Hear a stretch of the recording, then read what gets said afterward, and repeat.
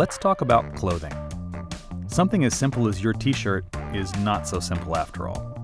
From the cotton, to the yarn, to the fabric, to the sewing and shipping, it takes dozens of steps, often through multiple faraway countries, before it gets to you.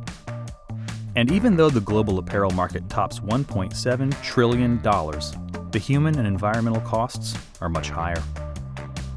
Awareness of the true costs of fashion are driving a movement towards sustainable clothing and regional supply chains that minimize environmental damage and pay workers fairly.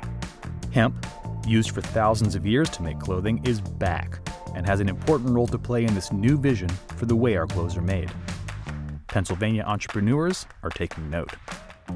Hemp makes a very durable, breathable, antimicrobial fabric that is fantastic for active use and everyday wear. Right now I'm using a global supply chain to get our fabric, and that's money that's being circulated in a global economy that could be circulated in a local economy if we were to bring this process to Pennsylvania. Now, there's another side of textiles. Not as fashionable as, well, fashion, and not something we wear, but we use it every day. In the cars we drive, the insulation in our homes, disposable wipes we wipe down our counters with, erosion control fabric in highway medians, and much more. These materials are known as nonwovens, and surprise, industrial hemp is ideal for environmentally friendly nonwoven materials.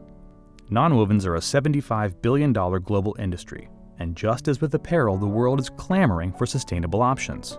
Sustainable options that in many cases work better than their toxic counterparts. And right now, some of PA's top research universities are bringing this vision to life with Pennsylvania-grown hemp.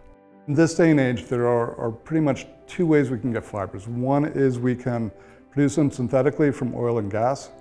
The other one is to grow them. The general public has been asking for more and more sustainable materials, and I don't see that changing anytime soon.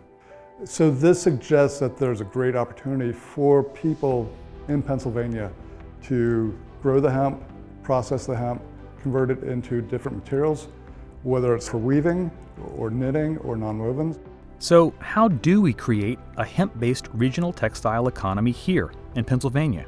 We should really say recreate, because the history of hemp textiles in America begins in PA, where the crop was grown since 1683. And Pennsylvania has a long history in textiles and apparel. Reading was once known as the hosiery capital of the world. As recently as 1940, PA was the #3 U.S. state in apparel manufacturing.